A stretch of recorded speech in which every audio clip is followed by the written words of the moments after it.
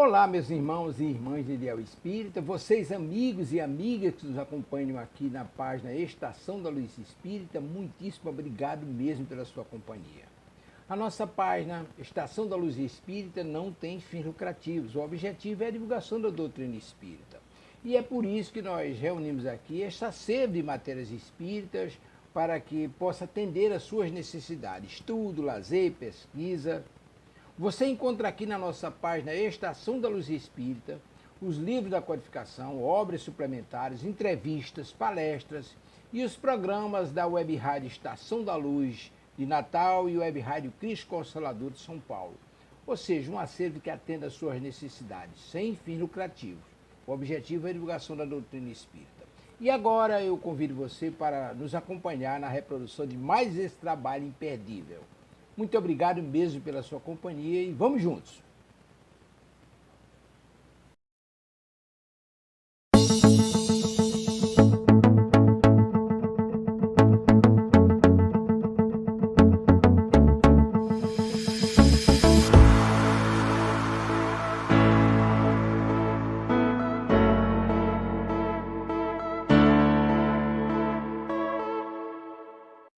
Estamos iniciando pela Web Rádio Cristo Consolador o programa Livros de Luz, Audiolivros Espíritas, do livro O Chanceler de Ferro do Antigo Egito, pelo espírito J.W. Rochester, psicografado por Vera Krizanovskaya, na voz de Nilra Monteiro. Capítulo 3. A força mágica. O copo que ocultastes é aquele no qual o meu senhor bebe e do qual se serve para as suas adivinhações? Agiste muito mal, disse José. Por que agiste comigo dessa forma?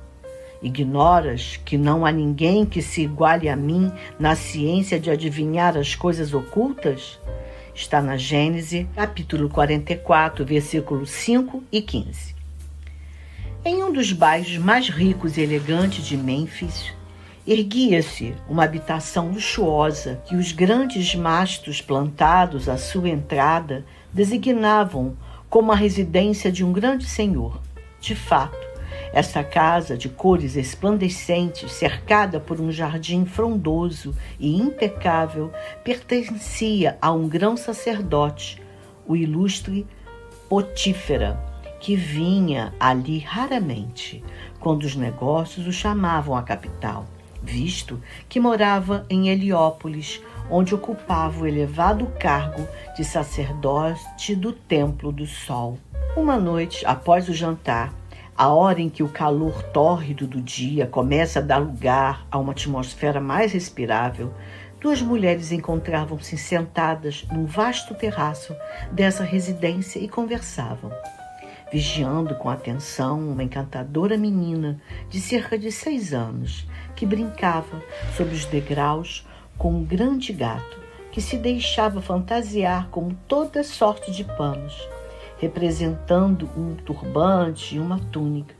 Essa criança era Asnat, a filha única do grão-sacerdote, e justificava, com sua rara beleza, a adoração de seus pais, que não se cansavam de admirar seus cabelos de um castanho claro e dourado, e seus grandes olhos de um azul escuro como uma safira, que constituíam uma verdadeira raridade entre os egípcios. Se Potífera conduzia com mão firme e severa a educação de seu filho Armais, que tinha 10 anos, com sua filha ele era indulgente até a fraqueza. Uma das duas mulheres sentadas no terraço era Maia, a esposa do grão-sacerdote, bela mulher, com um ar imponente, vestida com a mais requintada riqueza. A segunda era a irmã dele, Renofrite, encantadora moça, de 17 anos, esbelta, morena, com grandes olhos plenos de fogo e com espessas tranças cor de ébano, sedutoramente vestida, com transparentes túnicas bordadas de vermelho, ela se abanava com um grande leque de plumas e parecia agitada e nervosa. Sua persistência em recusar um pretendente como Putifar sugere uma série de suposições. Seja franca, Ranulfrid, e confesse que para recusar o amor e a mão de um homem tão digno, rico e bem situado, é preciso ter em vista alguém que a agrade mais, observou Maia, devorando com um olhar percustador a face subitamente enrubescida da cunhada. Já que não se pode esconder nada de você, Maia, confesso que você adivinhou, respondeu Ranulfrid, escondendo atrás do leque seu embaraço e sua face em fogo. Sim, existe um homem menos rico e não tão bem situado quanto Putifar, mas 1000 vezes mais dileto no meu coração. Foi aqui em Mênfis que você o conheceu? Sim, durante os meses que passei aqui com tia Neferte. No mais, espero que você o conheça hoje, e aí poderá julgar por si mesma se minha preferência é legítima. Um escravo, anunciando que o nobre Or solicitava a honra de cumprimentar a esposa de Potífera e sua cunhada, interrompeu a moça, e Maia precisou apenas observá-la para se convencer de que esse que se anunciava era o eleito do coração de Ranulfrid. As duas mulheres mal tiveram tempo de ajeitar as vestes e trocar sua postura relaxada por um ar mais cerimonioso, quando o reposteiro foi erguido e um jovem oficial, adentrando o terraço, veio saudar as damas com a graça desenvolta de um homem da corte. Or tinha 20 anos, era filho de um alto funcionário e há 10 anos servia no séquito do faraó. Ele era muito estimado na sociedade por seu caráter leal e agradável, e as mulheres eram apaixonadas pelo rapaz em virtude de sua rara beleza. De fato, Or, cuja mãe era de origem estrangeira, tinha pele, uma brancura mate e cabelos loiros dourados. Seus traços lembravam, por sua pureza, o tipo grego, e suas formas ágeis, esbeltas, porém vigorosas, poderiam servir de modelo para um escultor.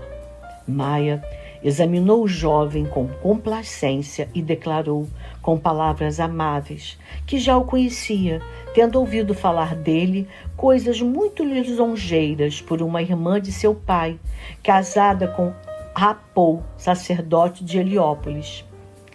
Venha em breve ver sua tia e também nos visitar, nobre Or. Meu marido ficará encantado em ver você, acrescentou com um sorriso. Eu agradeço por essa amável autorização, nobre Maia. Ficaria feliz em cumprimentá-la, assim como a bela Ranulfrid e seu ilustre esposo, a quem tive a honra de conhecer quando de sua última vinda aqui, respondeu Or, inclinando-se visivelmente satisfeito. E nesse momento, avistando Asnat, que se aproximara e o fixara curiosamente, disse: Esta, sem dúvida, é sua filha, nobre Maia. Minha tia me havia contado que é uma criança encantadora, mas a realidade supera em muito a descrição. Que olhos magníficos! Prevejo que um dia eles conquistarão muitos corações e despertarão perigosas paixões. Maia o ameaçou com o dedo e disse com bom humor: Você vai estragar minha filhinha. Veja como ela ouve seus elogios e a satisfação que ela sente. Se vier a se tornar vaidosa e orgulhosa, você será o responsável. E eu lamento muito que você já esteja na idade de se casar e que Asnat seja tão pequena. Do contrário, ela talvez tivesse a honra de ver a seus pés um homem sedutor como você. Ah, sem dúvida, retrucou Or alegremente.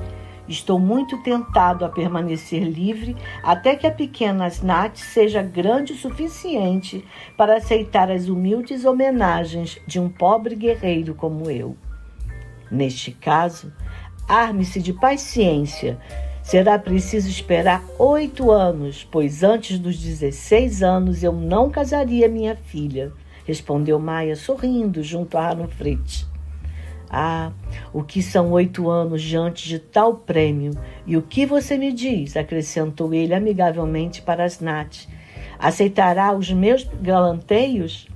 A menina ergueu seus belos olhos luminosos e límpidos para o jovem oficial e o fitou com ar perscrutador. Com muito gosto. Você é belo e seus cabelos de ouro me agradam, mas você quer esperar até que eu seja grande?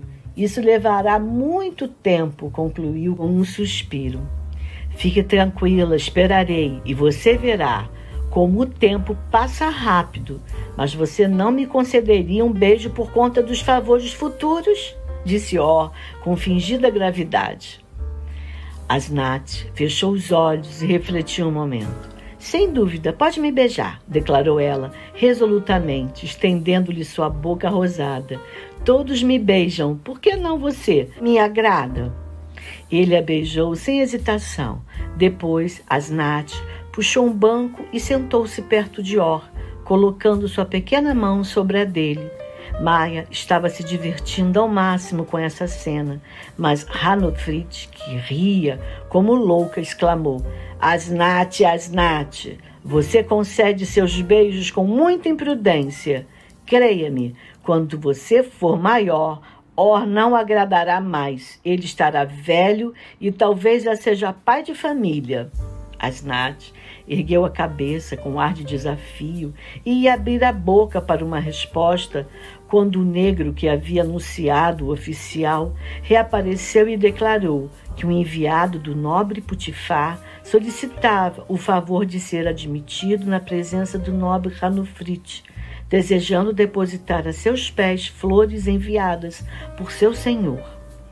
Que ele venha, respondeu a moça, enrubescendo fortemente. Não posso ofender Putifar, recusando-me a receber seu emissário. Quem sabe ele poderia vingar-se de meu desprezo em meu irmão Hameri, que é seu subordinado, acrescentou ela com um olhar de desculpa, vendo uma ruga se aprofundar na fronte de Or. Ela não teve tempo de dizer mais nada, pois o núbio já erguia o reposteiro franjado, dando passagem a 2 meninos ricamente trajados que carregavam um grande cesto artisticamente trançado, ornado com fitas e repleto de flores admiráveis. Atrás das 2 crianças vinha um homem alto que diante das 2 mulheres inclinou-se com respeito e depois, erguendo-se a um sinal Maia, disse com uma voz sonora e metálica: Em nome do meu senhor, o poderoso e ilustre Putifar, deposita essas flores a seus pés. Queira se dignar a aceitar sua oferenda com benevolência, nobre Hanofrit, e que os deuses possam abençoar cada um dos seus passos e conceder-lhe felicidade, saúde e dias infinitos. Todos os olhares estavam fixados no mensageiro de Putifar, que pelo porte desenvolto, elegante, embora modesto, poderia ser tomado por um nobre, não por um serviçal. Quanto ao emissário, ele só tinha olhos para Hanofrit. Seus grandes olhos, de um castanho esverdeado, pareciam fixos na moça. E esse olhar, afiado como um dardo, pesado como um chumbo, parecia penetrar até o fundo do seu ser. Fascinada, subjugada, esquecendo-se de tudo que a cercava, Hanofrit fixava esse homem cujos olhos a queimavam e faziam seu coração bater, como jamais havia batido sob o olhar de um de seus iguais. Parecia-lhe que, sob o peso desse olhar estranho e poderoso, algo nela se curvava e contraía, que lhe faltava respiração e que uma vertigem tomava conta dela. Livrando-se com esforço desse súbito torpor, Hanofrit murmurou com uma voz baixa e trêmula: Agradeça a seu senhor a encantadora oferenda que me envia e certifique-lhe da minha gratidão. Ela fez um sinal com a mão, dispensando o enviado de Putifar, e esse, após inclinar-se novamente, desapareceu com os 2 meninos que haviam carregado o cesto. Ranofrite suspirou aliviada e passou a mão pelo rosto empalidecido. Agora que a estranha fascinação exercida pelo olhar deste homem não mais pesava sobre si, um sentimento de surda aversão apoderou-se dela subitamente. Expressando de alguma forma o pensamento da tia, Asnat exclamou inesperadamente: "Que homem desagradável! Ele tem olhos como os da grande serpente que vi uma vez. E é justo ele que Putifar envia com o presente?" Acrescentou com um ar de desaprovação que fez todos rirem e apagou a penosa sensação que todos inconscientemente sentiram. "Este homem é o primeiro intendente de Putifar", observou Or. "Dizem que desempenha um papel importante na casa e que conta com a confiança absoluta do seu senhor, embora tenha sido um simples escravo, comprado há alguns anos. Sua visão sempre produz em mim uma impressão desagradável. E Asnat tem razão, ele tem o olhar de uma serpente." A conversa mudou de tema. Or contou as novidades da corte e da cidade, mas, notando que Ranofrite permanecia silenciosa e pensativa, despediu-se e se retirou. Pegando uma dor de cabeça, a moça deixou o terraço e recolheu-se aos seus aposentos, dispensou as criadas, proibindo-as de incomodá-la. Depois se estendeu sobre um cômodo sofá próximo à janela. Era um estado estranho aquele que Ranofrite se encontrava. Sua cabeça estava pesada, seus pensamentos se embaralhavam. Ela tinha esquecido Or, a quem amava, e a imagem de Putifar surgia em seu espírito em meio a uma claridade quase doída, enquanto uma voz desconhecida murmurava a seu ouvido: "Você deve desposá-lo, ele é bom, ama você, ele a fará feliz." Cansada, quase inconsciente, a moça arrastou-se para o leito e adormeceu de cansaço. Porém, em sonho, o mesmo pesadelo a perseguiu, só que desta vez não era Putifar que ela via, mas seu emissário. A cabeça característica do intendente inclinava-se sobre ela. O brilho de seus olhos esverdeados expressava uma ordem implacável, enquanto sua boca murmurava como um sopro: "Você desposará Putifar, compreende? Eu ordeno." Na véspera do dia em que o cesto de flores foi enviado a Ranofrite, uma conversa singular ocorreu entre José e seu senhor. O hebreu conhecia Putifar muito bem, para não notar sua mudança após alguns meses, e logo lhe ocorreu a ideia de que ele estava apaixonado pela encantadora irmã do grão-sacerdote de Heliópolis, que tinha vindo passar uns tempos em Mênfis, em companhia de uma velha parente. A perspectiva de ter uma jovem senhora na casa onde mandava e desmandava desagradou imensamente José, a princípio. Ele julgava, não sem razão, que a mulher que subjugasse um celibatário convicto como Putifar, que aos 37 anos havia se esquivado habilmente de esplêndidas alianças, exerceria sobre o marido um imenso poder, e se esse poder se voltasse contra ele, poderia causar-lhe sérios inconvenientes. O primeiro desejo de José foi de impedir esse casamento, mas a seguir ele mudou de ideia. Acalmou-se e aguardou os acontecimentos. Creio que é preciso acrescentar que o jovem hebreu tinha como certo que um homem rico e bem colocado como Putifar seria aceito de braços abertos por qualquer mulher a quem desse a honra de ser escolhida, e que até o dia anterior jamais havia atribuído à tristeza e o mau humor de seu senhor à infelicidade no amor. Todavia, na véspera, à noite, Putifar havia entrado tão ferido e furioso, tinha dispensado todos de forma tão rude, que José se espantou. Em vez de se retirar como os outros, escondeu-se na sombra do esteiro e observou seu senhor, que, acreditando-se sozinho, atirou-se em um banco e murmurou, cobrindo os olhos com as mãos: "Maldito Or! Sinto que é a ele que Ranofrit ama e que por causa desse velhaco ela não irá me desposar. Já há muito tempo, Putifar suspeitava da preferência da moça pelo belo oficial. Contudo, nesse dia, em uma reunião, ele surpreendera os olhares apaixonados, mal disfarçados entre os dois. Seu ciúme saíra, então, do controle, e ele chegou devorado pela cólera e pela tristeza, pois seu afeto era profundo, honesto e sério como a sua natureza. Ele estava absorto em seus pensamentos, pouco agradáveis, quando um leve toque o fez estremecer. "O que você quer de mim?" perguntou bruscamente, reconhecendo José, que tinha se aproximado como uma sombra. "Meu bom senhor", murmurou o jovem, inclinando-se, "deseja desposar a bela e nobre Ranofrit? Se o deseja, assim será, e antes de 3 dias o senhor será o seu noivo." Putifar fitou-o, surpreso e desconfiado. "Você está em pleno juízo? O que significa esse disparate? Seria você um feiticeiro para declarar com tanta convicção que me basta querer para me tornar o noivo de Ranofrit? E se por um acaso ela preferir um outro?" "Não sou feiticeiro, mas o senhor sabe, mestre, que possuo algumas noções sobre a ação dos eflúvios dos astros, que podem lhe ser favoráveis se houver quem saiba manipulá-los. Antes de tudo, porém, rogo a Elohim, o Deus do meu povo. Ele ouve a voz do seu servo, nele reside a minha força." Putifar levantou-se agitado, deu algumas voltas pelo quarto, depois, parando diante do hebreu, colocou a mão sobre seu ombro.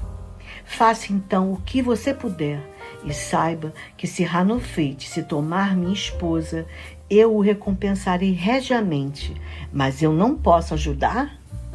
"Não, mestre. Conceda-me somente 3 dias, para que eu ore e atraia sobre o Senhor os eflúvios favoráveis. Além disso, autorize-me a levar amanhã, em seu nome, flores para a nobre moça. E quando eu pedir, confie a mim seu pedido de casamento, escrito em umas tabuinhas que eu mesmo lhe darei." Voltando de sua missão junto a Ranofrit no dia seguinte, José trancou-se em seu quarto, proibindo a qualquer um de o incomodar até a manhã seguinte. O jovem intendente ocupava agora uma vasta peça que se abria para um pequeno pátio interno, transformado em um pequeno jardim. Esse quarto era mobiliado com um luxo que teria surpreendido Putifar, se lá tivesse posto os pés. As cortinas preciosas que disfarçavam as portas e janelas, os vasos cheios de flores e a mesa de cedro, sobrecarregada de tabuinhas e papiros, não fariam feio diante do aposento do próprio mestre. A cama, ricamente adornada, era recoberta com uma pele de pantera e esteiras multicoloridas cobriam o chão. Mas o jovem hebreu não temia a ira de Putifar, mesmo que esse tivesse visto o luxo inapropriado de que se cercava seu intendente. José sabia que era indispensável e que já dera muitas provas de sua integridade e zelo para que seu senhor visse seu gosto excessivamente elegante como um indício de malversação. Pensativo e com as sobrancelhas franzidas, o jovem hebreu caminhava pelo quarto. Pensava em sua visita a Ranofrit e nas consequências que lhe acarretariam uma súbita resolução de ajudar Putifar a suplantar um rival e utilizar seu conhecimento secreto para conquistar-lhe o coração da mulher amada. Sim, fiz bem. Putifar deve ser persuadido do meu poder e me será devedor por sua felicidade, pensou. Quanto à jovem, ela é mais sensível ao meu olhar do que eu esperava. Será escrava da minha vontade, minha aliada, e me elevará em vez de me rebaixar, como eu temia. Eu me empenharia em me fazer libertar e, se, por um azar, Putifar morresse, sua viúva, se me amasse, me desposaria. Uma vez elevado a senhor dessa bela e ilustre mulher e dessa imensa fortuna, eu atingiria a gloriosa posição que me prometeu Shebna. Quanto a ser amado por Hanofrit, isso não é difícil. Um sorriso brincava em seus lábios e, pegando um espelho de metal de cabo entalhado sobre uma mesa, mirou-se por um momento. Sim, era belo, como sua pele pálida e delicada, seus cachos espessos e cuidados, seus grandes olhos cheios de ardor e o sorriso fascinante de sua boca avermelhada. Quando veio a noite, a imensa cidade foi envolvida por sombra e silêncio. E na casa de Putifar, todos repousavam adormecidos. José tirou do pescoço o pequeno saco que sempre trazia consigo, retirando dele a pedra mágica. Então, pressionando-a entre as mãos unidas, agachou-se no chão, murmurando palavras cabalísticas. Pouco a pouco, sua voz tornou-se mais fraca, até desaparecer completamente. Seu olhar adquiriu uma estranha fixação. As veias de seu pescoço e de sua fronte inchavam como cordas e sobre seu rosto imóvel congelou-se a expressão de uma concentração que se estendia até a dor. Ao final de cerca de meia hora, José estremeceu. Seus olhos readquiriram o brilho e ele ergueu-se cambaleando. Colocando a mágica em seu lugar habitual, o jovem serviu de um copo de vinho e, esvaziando, deitou-se visivelmente extenuado e logo adormeceu num sono profundo.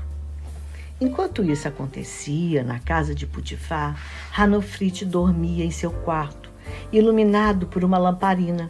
A doce e vacilante luz espalhava-se em reflexo avermelhado sobre as estatuetas de madeira e couro dos deuses, arranjadas em altar portátil, e sobre as brancas vestes de noite da jovem estendida sobre a cama. Durante toda a noite, a eleita de Putifar tinha sofrido com uma violenta dor de cabeça, e, a conselho de Maia, deitou-se cedo. Todavia, à medida que a noite avançava, seu sono se tornava mais inquieto. Ela se agitava sobre o leito e suspiros e gemidos abafados escapavam de seus lábios. Um sonho incômodo, estranho e impressionante perseguia a jovem egípcia. Parecia que ao lado do seu leito surgia, espessa e dilatada, uma nuvem cinzenta que logo tomou a forma de um homem de quem ela não podia distinguir o rosto, mas cujos olhos fixos e figurantes trespassavam seu cérebro, causando-lhe uma dor aguda. Hanofrit, você me ouve? Perguntava ao mesmo tempo uma voz surda e desconhecida. Sim, murmurou adormecida com esforço. Então, se você está me escutando, eu ordeno. Veja bem, eu ordeno que quando daqui a 3 dias eu lhe entregar o pedido de casamento de Putifar, você responda que o aceita por esposo.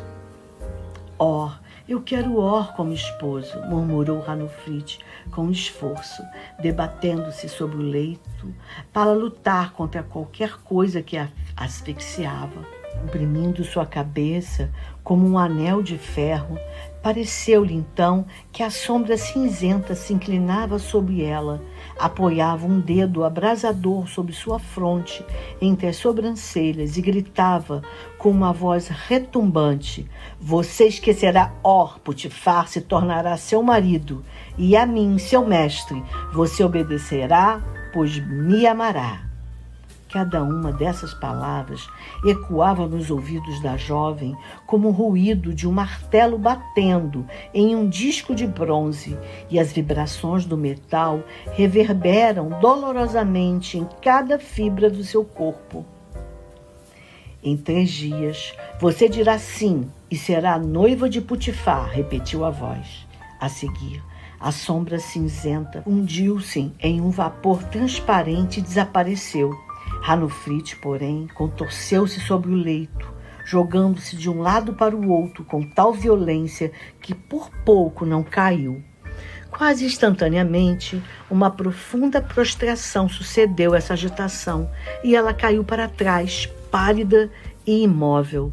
De manhã, Hanofrit despertou, tão alquebrada, tão fraca, que permaneceu deitada durante todo o dia. A cabeça lhe doía, uma pressão dolorosa cerrava suas têmporas e ela se mostrou nervosa e irritável como nunca. As perguntas aflitas de Maia sobre a sua indisposição nada respondeu. Além da dor de cabeça, sentia-se fraca. No segundo dia, ela se sentiu um pouco mais forte e se levantou. Todavia, em contrapartida, sua inquietação aumentou de hora em hora. Esperava alguma coisa. O quê? Ela não podia definir. Triste, agitada, não sabendo onde ficar, a jovem vagava pelos aposentos e pelo jardim. No entanto, quando Or chegou, recusou-se a vê-lo, sob o pretexto de que seu mal-estar tornara difícil qualquer contato. Você está doente? Algum mal-olhado terrível caiu sobre você, declarou Maia na manhã do terceiro dia. Veja suas mãos, ardem e você está perturbada. É muito provável que alguém que inveja o amor de Putifar ou de Or por você tenha jogado um malefício. Não é sem razão que essa horrorosa Tachote devora você com os olhos quando a vê conversar com o chefe das prisões. E não é segredo para ninguém que Taá está apaixonada por Or. Precisamos ir ao templo para que alguém a purifique e lhe dê um amuleto sagrado. Vou me arrumar rapidamente e mandar preparar a liteira. Vista-se também. Enquanto isso, iremos juntas ao templo. Você tem razão. Eu mesmo creio que estou sendo vítima de uma influência perniciosa e que na noite de anteontem alguém utilizou bruxaria contra mim, pois despertei alquebrada e desde então angústia contínua me atormenta.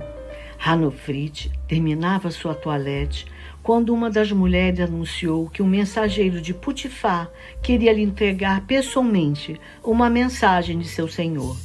Tomada por uma súbita agitação, a jovem ordenou que o emissário fosse conduzido a uma galeria aberta, contígua aos seus aposentos. Percebendo a alta estatura de José, que logo o reconheceu, o coração da jovem bateu tão violentamente que ela precisou se apoiar em uma das colunas, fazendo sinal para que o intendente se aproximasse.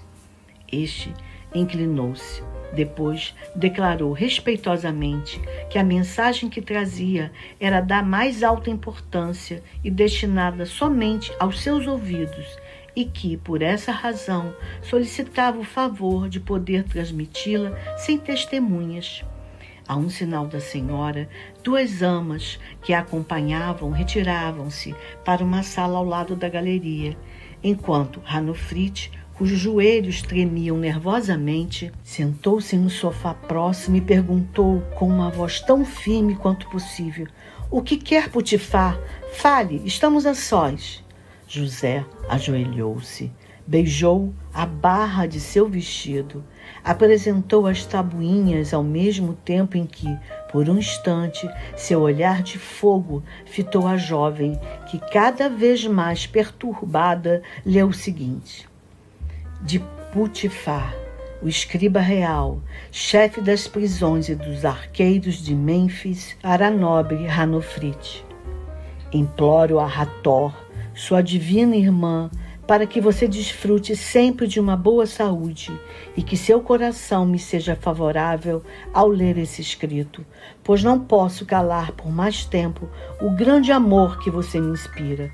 Estou triste e infeliz em meu vasto lar, embora, graças aos deuses, ele seja pleno de bens terrenos, está vazio para mim, pois lhe falta uma ama.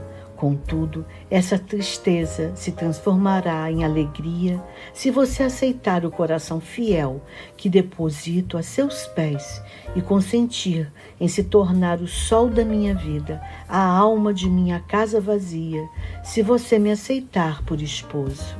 Respirando com dificuldade, a jovem apoiou-se na parede e seu olhar vagou distraidamente das tabuinhas que repousavam sobre seus joelhos para o jovem hebreu em pé e alguns passos numa pose respeitosa, mas cujo olhar carregado estranho continuava a agir sobre ela.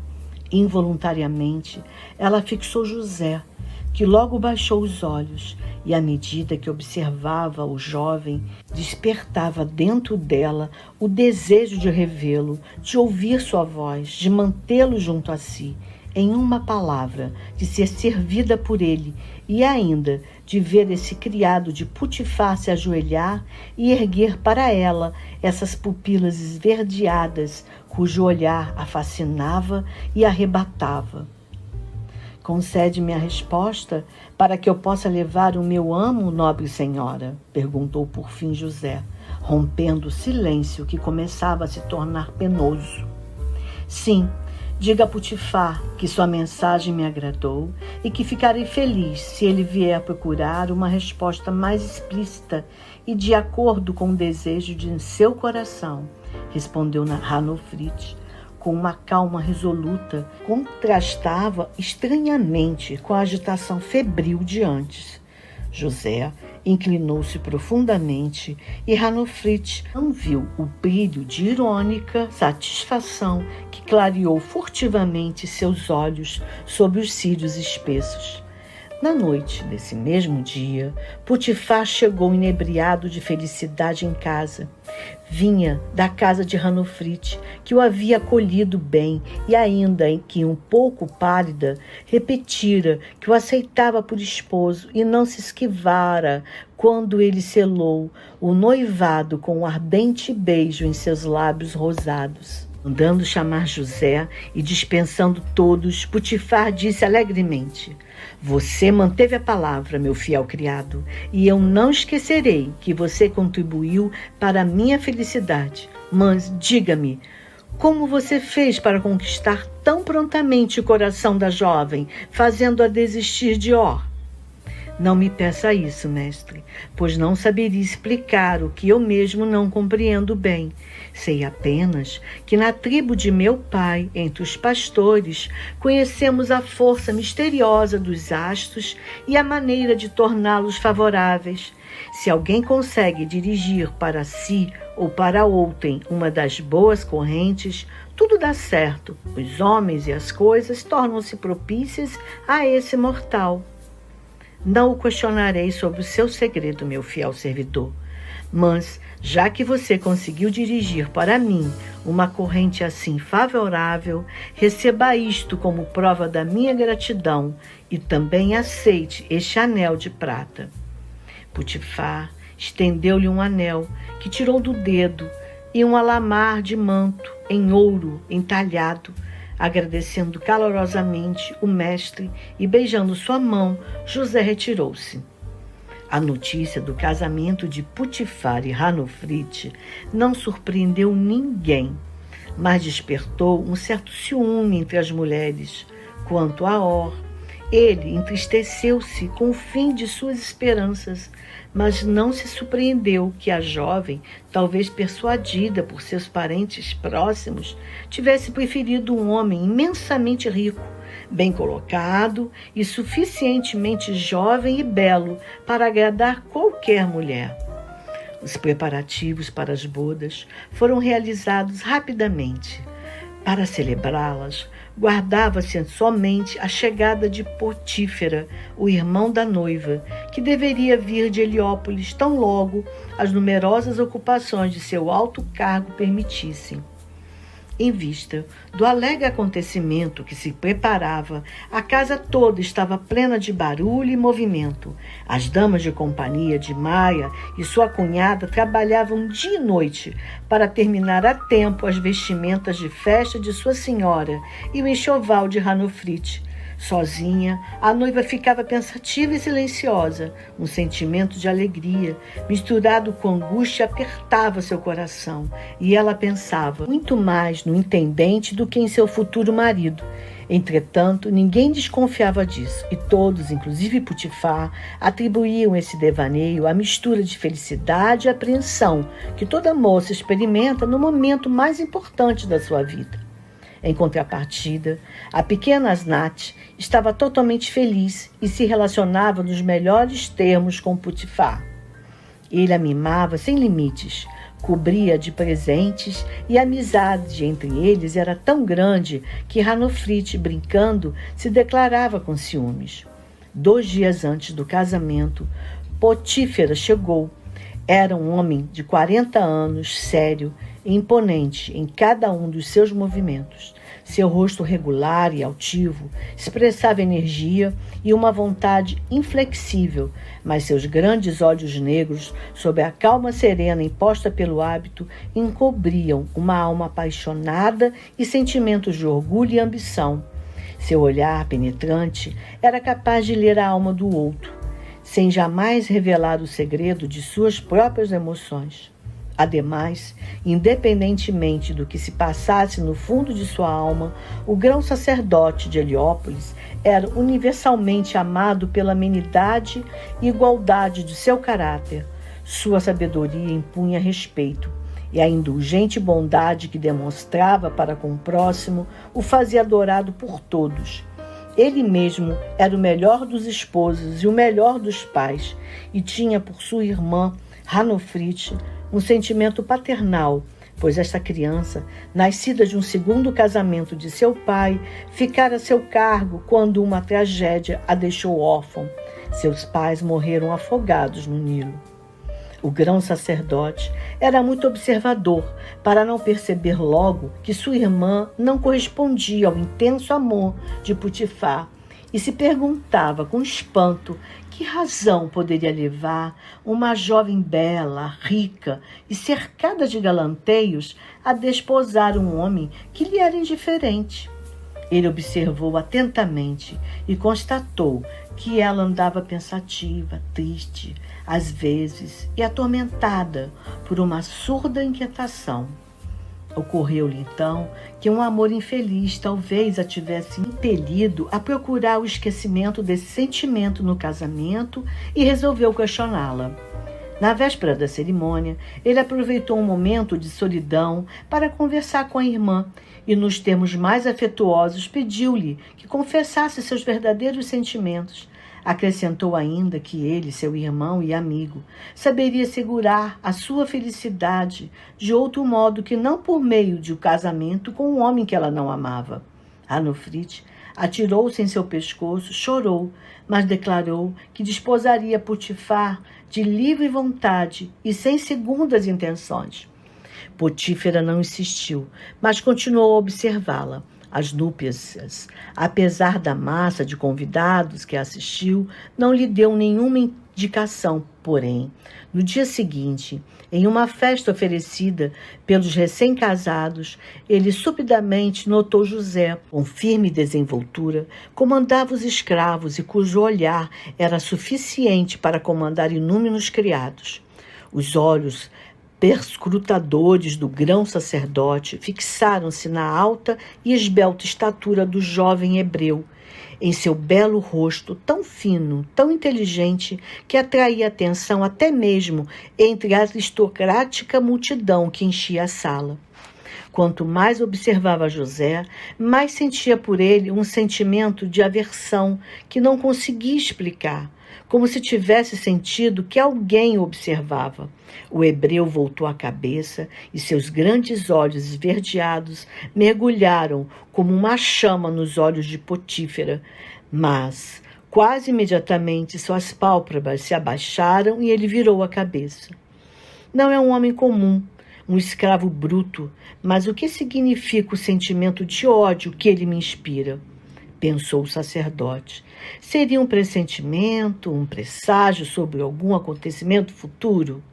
Será que esse homem que sente meus pensamentos possui emanações desastrosas que se tornarão fatais para Hanofrit?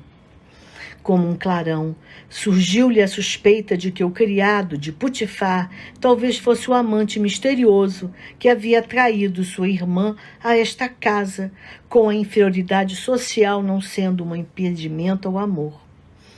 Devo descobrir quem é esse homem e qual o seu papel aqui, resmungou Potífera, a quem o pensamento de que sua irmã pudesse esquecer os deveres com o marido fez subir o sangue à cabeça. Sem perda de tempo, procurou seu cunhado, conduziu-o para um local solitário e o questionou. Putifar, sem titubear, contou o que sabia sobre José e elogiou o zelo e a atividade sem par de seu criado, assim como sua cultura bem acima para um homem da sua condição. Muito conhecimento em um escravo pode ser perigoso. Eu não confiaria, temo. Putifar, que você esteja abrigando uma serpente sobre seu teto. Este homem causa-me aversão e o orgulho que ressente de cada um de seus traços não pressagia nada de bom. Venda-o, desfaça-se dele.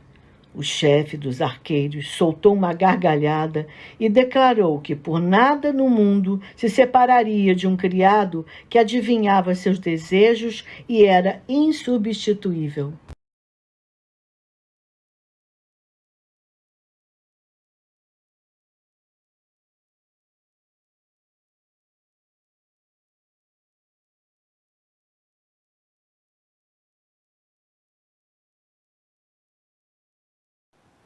Chegamos ao final da nossa atividade. Muitíssimo obrigado mesmo pela sua companhia e espero você no próximo evento.